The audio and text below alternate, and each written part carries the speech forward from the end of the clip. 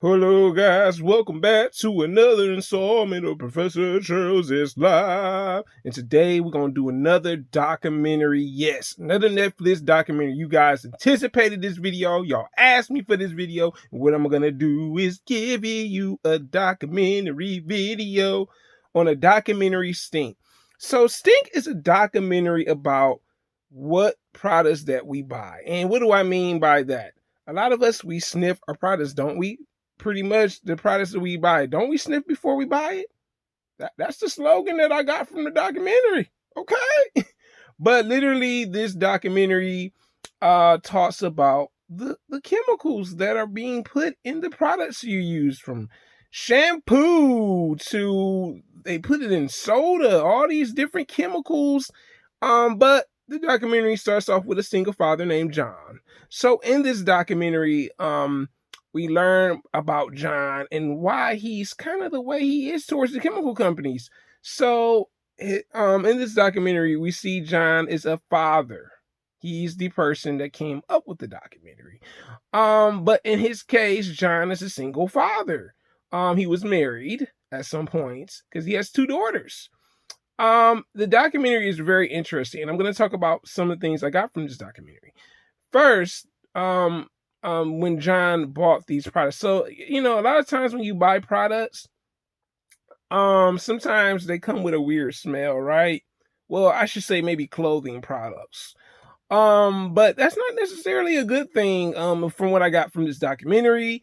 And the problem with that is calling about it. What we saw in this documentary is when John called Justice, which is the billionaire, but excuse me, not billionaire, $1 billion company that is making like kids clothing and stuff, pajamas and stuff.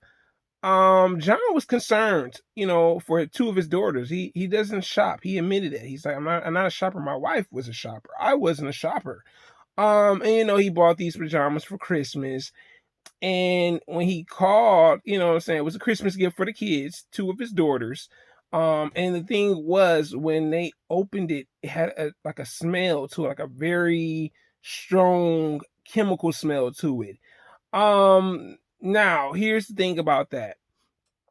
When John wanted to know what chemicals they were using, he called the company on two different occasions, Justice, and the person that like I said, the person that was the big company head, never got a call back from him. The other person that was like pretty much like a lower class department, he called and said, "Oh, we can't just give the ingredients over the phone." What? Like, let me, like, the craziest thing, like, you bought this product from this company, but yet they won't give you the chemicals that they put in this actual pajama set that he had bought for both his daughters for Christmas.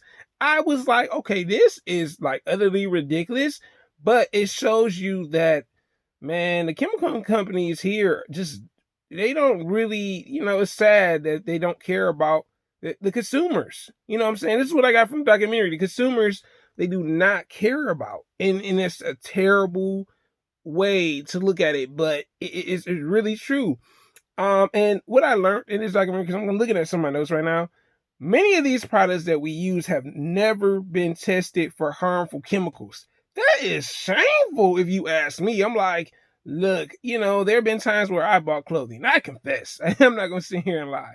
From Hot Topic, and I just had to let the chemical, whatever it was, the smell, I let it air out. I'm not wearing something and it just got this funky smell to it. I'm sorry. It smelled like dead fish, but look, I can't take that chance. Like, I let it air out when that smell is completely gone. But one thing I can say about Hot Topic, they tell you do not wear the clothing if it has that label on there.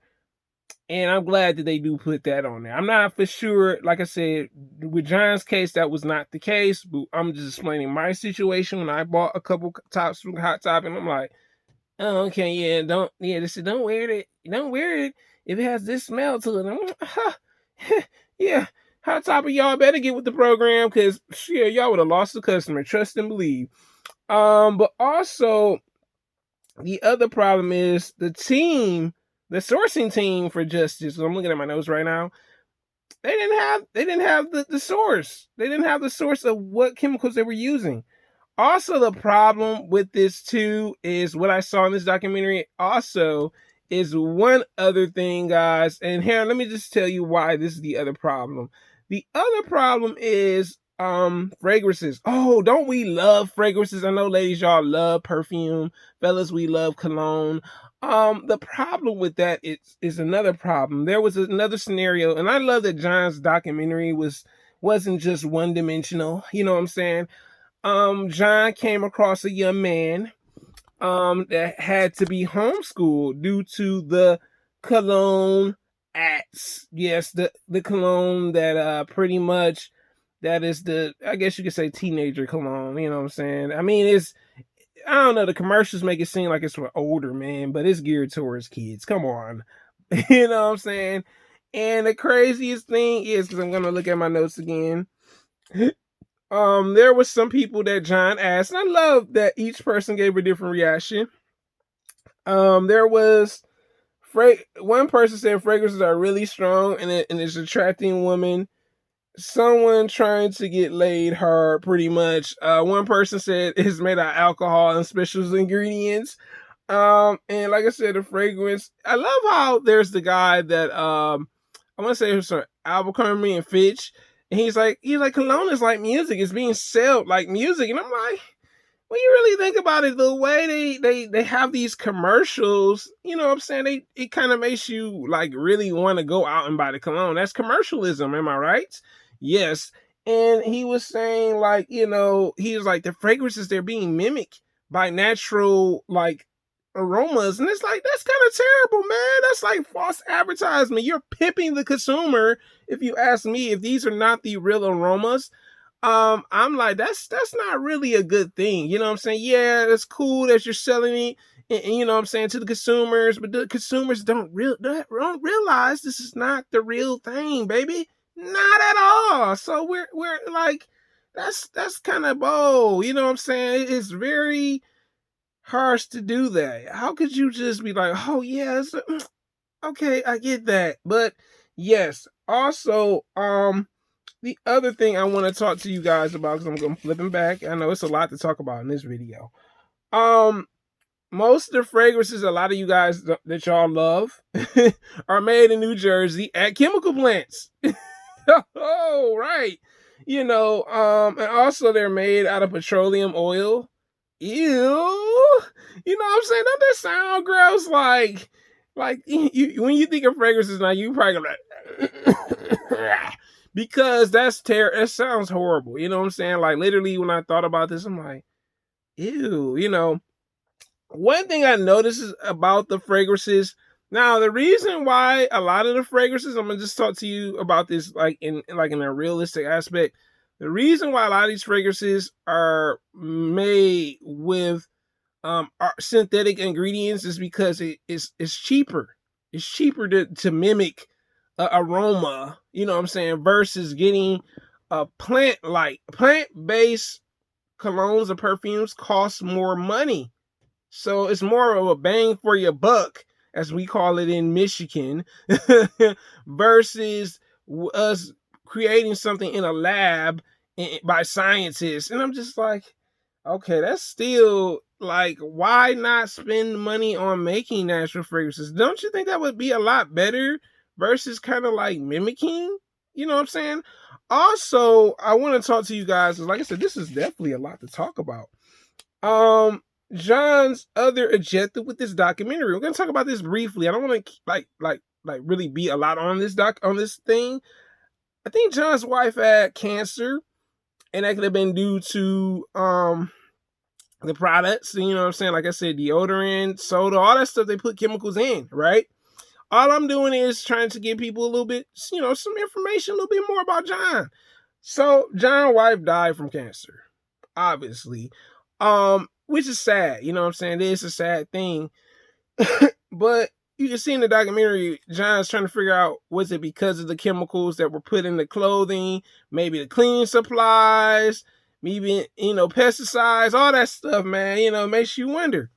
But the other thing that I forgot to mention, that the fragrance industry is $1 billion industry. Yeah, fragrances, literally. And that's crazy. Like I never thought of it like that's like wow a bit. Well, I mean, I can see why. I mean, who don't like smelling good? Okay, I'm not gonna front. Okay, I'm not gonna act like I. But the other problem is, most of these countries, whether they're developing or developed, have something to to stop what's going on. Unfortunately, the US, where I live at, they don't seem to care about the consumer. You know what I'm saying? There are places where Europe is like, no, you're not gonna just keep using chemicals for these fragrances and stuff like that. And I was like, I'm like, US, y'all got to get with the program. Europe is got their own little, regulation that they do. Why can't we have that? You know what I'm saying? Like, to me, it just seemed like they're not for the consumer. Also, with this whole thing, let me go back to something right quick, guys, so I can let you know. Did I put this down or what? Hold on, guys. Okay, so papillates. We're going to talk about papillates. So papillates is something that is in cosmetics, cleaning products, clothing. But the problem is like I said, there are 80,000 chemicals, y'all. Yes, there are 80,000 chemicals. Also it's in plastic, forgot to mention that. And they have endocrine disruptors. So these mutagens, as they call them, that's what they are, mutagens. They're like fake disruptors, pretty much. They pretend to mimic our DNA structure, which leads to pretty much DNA damage, obesity, birth defects, cancer. So a lot of the stuff that they put in the clothing, the plastic, it don't sound good at all. It doesn't sound good at all. Because it's mimicking our DNA. Also, infertility is another thing that comes with it. Women that have kids that have that going on with them, that can cause the baby to have to be deformed, and stuff like that, because it's mimicking our DNA and binding with the skin. It's just you know what I'm saying? It's sad that it leads to obesity. I did not know that. So yeah, you have to be aware of the products that you're using. Also, the problem with this is the chemical companies are not telling us what these new special ingredients are. If you ever read something and you're wondering like, what are these special ingredients that y'all are talking about? They don't really specify. It just says special ingredients. So it's pretty much they're pimping the consumer to buy something with most of the ingredients, right? But not the other ingredients, these special ingredients. Yeah, sounds terrific, but it doesn't sound terrific. Also, the trade associates and the corporations, trade associates are the corporations. So pretty much the people that decide what stuff that we get, pretty much. I mean, pretty much the lobbyists, the business owners, the corporation owners, those are the ones that come out with these chemical policies that we have, which we have the American Chemical Council. And also, I forgot they have a council, a 4-decade council. Excuse me, guys. I'm sorry. Let me go back to this right quick. I forgot to tell you about this. 4 decades presidential cancer panel by scientists based on this too. I forgot to mention that. And I'm just like, wow, you know what I'm saying? That's crazy, man. And yet we still don't have somewhat of a decent panel for it, if you ask me, when it comes to this. So let me go back to something else. I have a lot of notes from this documentary, guys.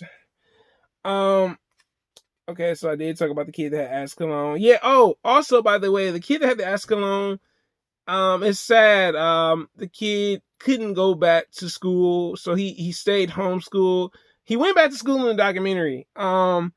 And the crazy thing was the kids still weren't listening to the rules. They wanted to where it'd be an acts-free environment for him to, to be educated and stuff. He ended up going to the hospital in the documentary and almost dying. He said when the ass cologne, I know that's how it is with cologne. Certain colognes are just too strong for me. I'm glad I don't have an allergic reaction to colognes. That would be terrible. Like, that's terrible to have an actual allergy like that. But then this plays back to what are they putting in these colognes and perfumes and stuff, and also these other ingredients. You know what I'm saying? It does really boil down to that. But yes, so here's the other thing. Now, here is the thing a lot of people don't know. In this documentary, I love that John talks about this. There are politicians that are fighting for the chemicals. You know what I'm saying? Then you have politicians that are against it. I love that we see that. You know what I'm saying? Some of the people that's in power, they're not for it, and you have some people that are, and we've seen that with two different people. One person being very arrogant about it and snobby about it. I'm just like, dude, he's just asking you realistic questions. Like, you're a political figure. Like, get out of here with that. But also what I learned from this documentary is that most of these chemical giants that you guys are pretty much known to, BASF, Procter and Gamble, L'Oreal, and Revlon, they're all located in New Jersey. So New Jersey, I guess, is like the chemical place for like all these different chemicals that they're using. We already know that they pretty much, the fragrances industry is there, but also Johnson & Johnson as well. So all these places that have these harmful chemicals are all located pretty much in New Jersey. When it comes to stuff like Johnson & Johnson, L'Oreal shampoo, Revlon, that type of thing. So that's very interesting. Also, the FDA does not know what they put in these products. So that's kind of a scary thing, you know what I'm saying? And then there's a guy called Cal. And they call him Mr. Calzone because he's like switched positions like 4 different times. He's not even in the same position anymore. It's like each time he gets a different job description, which I thought was the most insane thing ever. He starts off as the president of the Chemical Council, and then he becomes 3 different things throughout the documentary. I'm just like, dang, bro, like, you just getting a paycheck, and it's a scary thing, you know. Also, I think with this documentary, what I learned from it is pretty much they don't want the consumers to be educated on what products they're being put into these things, and it's a scary thing that they pimp the American consumer, and we don't really know exactly everything that's in the deodorant. Have you ever looked at deodorant or certain products and you're just like, I don't know what this is, but this could cause a reaction. I can swell up from it. I can die from it. You know what I'm saying? That's a very scary view on it. It's, and I said, what if we told, like, there was a lady in the documentary said, if we told what was really in these products, the ugly truth about this pretty package, would people buy it? That is a true question. That is something that you have to really be honest about. Like, if you were to tell someone literally, hey, yo, this is what's in the product, but they don't want to educate us because they think if we are educated enough to know what's in these different products, whether it be deodorant, soap, cosmetics, lotion, all these different things, baby powder, all this stuff, soda. I mean, yes, tobacco and alcohol may cause cancer. They do talk about that briefly in the documentary. Okay, yeah, but why can't we learn about what is in the deodorant, what's in the cologne and perfume? It's like they just want us to buy. They say, hey, look, this is the person that's producing the product and pretty much putting it out in their stores, but yet they don't want the consumer to know about it. This is my thoughts on Stink. Stink to me was a terrific documentary. I really enjoyed it. Very different from the last documentary that I watched, but it kept me interested because to me, the chemicals industry is a very shady business, guys. It's a very shady business. And you often wonder, like, dang, like, why can't we know what's really in it? You know what I'm saying? Special ingredients it doesn't sound fulfilling to me. But guys, I give this documentary a 5 out of 5. If you have not seen Stink on Netflix, I highly recommend you go check this out. This may give you a different view on some of the products that we use on an everyday basis. Because like I said, 80,000 of them. Yes, 80,000. Yeah. I know it sounds nuts, don't it? But it definitely is an eye-opener type of documentary. I don't wear cologne, you know what I'm saying, as much as I used to. Every once in a while, but I'm not like super like, oh yeah, spray it on me. Nah, so until next time, guys, your boy Professor Charles S. Live. Have a wonderful day. This is the documentary Stink. Yes, on Netflix, guys. Until next time, guys, have a great day.